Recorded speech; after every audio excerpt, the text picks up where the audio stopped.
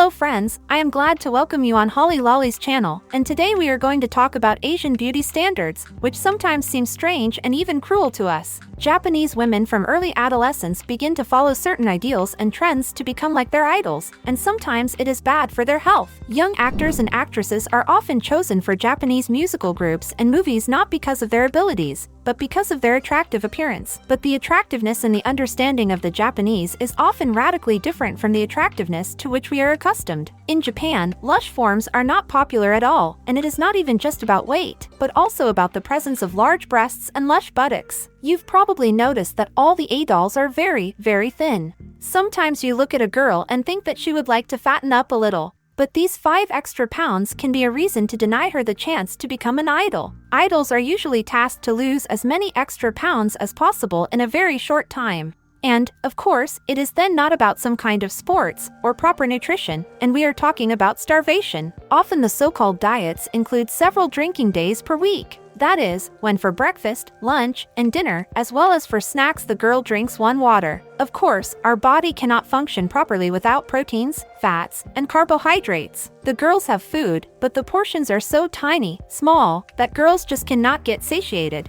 Therefore, girls often constantly feel a sense of hunger, which, of course, negatively affects both their physical and moral state. But there are cases when before the tour girls are put on a strict hunger strike. For example, a member of the K-pop group Twice Momo ate only ice cubes for a week to lose 7 pounds. But there are other shocking things that locals are willing to do. You probably won't believe it, but the Japanese have plastic surgery on their palms. Can you believe it? Chiromancy has been popular in Japan since ancient times, but nowadays fans of such divinations have gone even further. Now with the help of plastic surgery, you can lengthen or change the line of life, luck, and love. Well, as if in my time teenage such a critical period, I was fond of chiromancy, I studied such ancient books, I even wanted to copy my hand. I remember, my mom had a photocopier at work, and I Xeroxed my hand while nobody saw it, just to observe how my hand changed. Because if you are not into it, you hardly notice any changes in your hand. And here I was periodically Xeroxing and seeing how our lines changed. Naturally, not every month, not 2, not 3, but about once every 6 months. If, for example, you were facing some important choice, and after it, your line has shifted a little, it honestly surprises me. For me, this has long passed a stage. Now when I walk around Tokyo, and very often I see that just offer chiromancy services.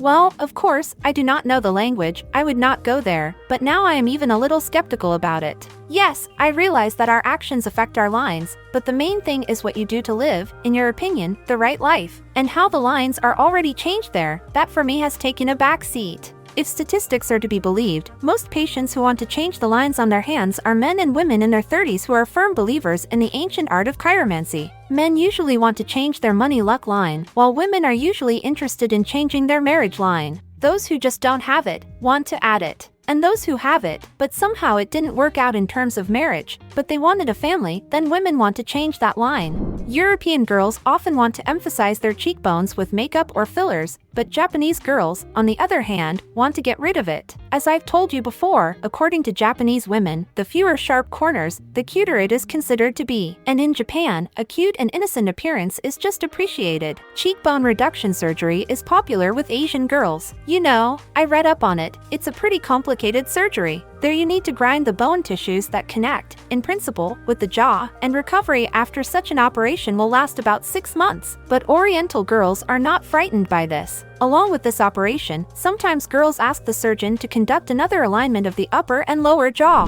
The Japanese try to achieve white skin in every way. They constantly apply sunscreen, in winter, and in summer, wear umbrellas to protect their skin from the sun, and hats with large visors. Also, the Japanese use bleaching products on a regular basis, which can also have a negative impact on their health. You know what I noticed? For example, in our country, I used to buy, for example, the same powder or foundation always in the lightest shade. I knew that if I took the lightest shade that is in the palette, I would definitely not make a mistake.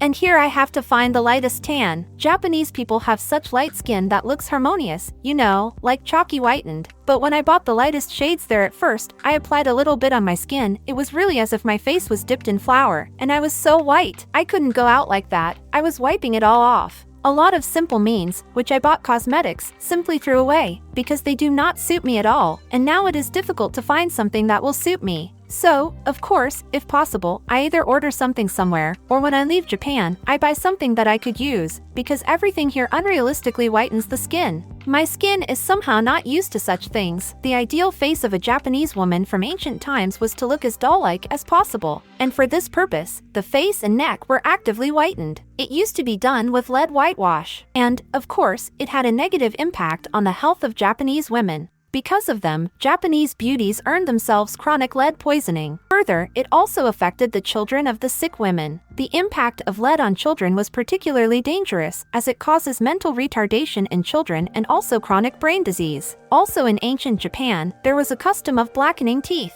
It was originally practiced among wealthy families and concerned girls who were about to enter adulthood. Black varnish on the teeth was considered not only sophisticated but also had a practical purpose. It helped keep teeth healthy. Ferrous metals were used as raw materials for tooth paint. Later, recipes with tannin and oyster powder appeared. Tannin is a plant-based substance extracted from the bark of plants. It strengthens the gums and protects our teeth from decay. Nowadays, tannin is actively used in toothpaste. In the land of the rising sun, moles are more of a disadvantage. In ancient Japan, they even sought out girls who had no moles on their bodies at all, and they bought them and then resold them for mad money as concubines to a rich lord. Here it is believed that the presence of moles is closely related to the art of reading the face. The Japanese believe that our face is divided into 3 zones. The upper zone, which includes the forehead, the middle zone, which includes the eyebrows, eyes, and nose, and the lower zone, which includes the lips. And each zone is responsible for a certain period of a person's life. The upper one for youth, the middle one for adulthood, and the lower one for old age.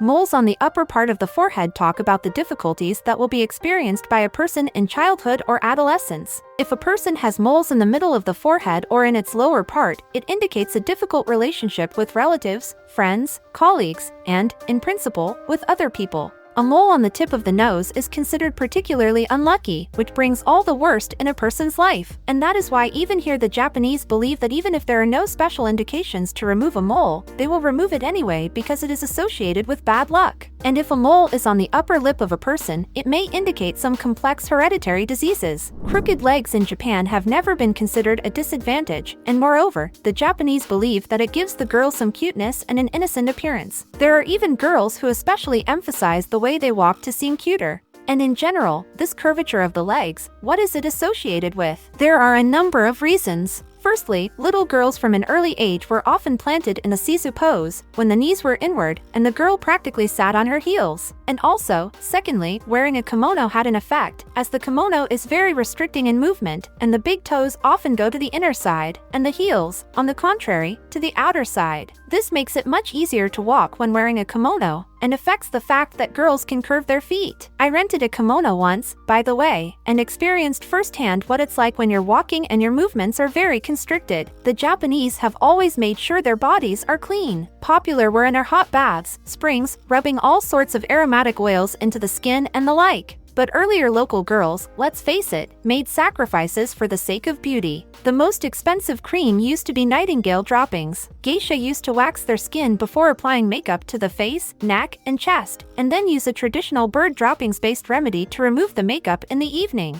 Thick, straight hair has always been the pride of Japanese women. Sometimes the length of hair of ancient Japanese women could fall below the heels. And then for convenience, they had to gather their hair in a tight bundle to make such a big tension, and then with the help of special sticks they fixed, decorated, and wore such hairstyles. And of course, let's be honest, every day you just get tired of doing such a hairstyle. So Japanese women wore not only for days, sometimes even for weeks these hairstyles. And that's how they had to sleep. They had to put little pillows or rollers under their necks and sleep in that position. In fact, even now geisha are tormented with their hair because they tend to walk with special hairstyles. Girls say that in the places of this special tension of hair over time these hairs fall out. They become less and less. Friends, thank you all very much for watching this video. Please put likes, and don't forget to subscribe to the channel. Write me in the comments whether you learned something unusual, something may have surprised you, or you know some standards of beauty that surprise us. Maybe you know some stories, write them, and maybe in some next video, I will just tell this story.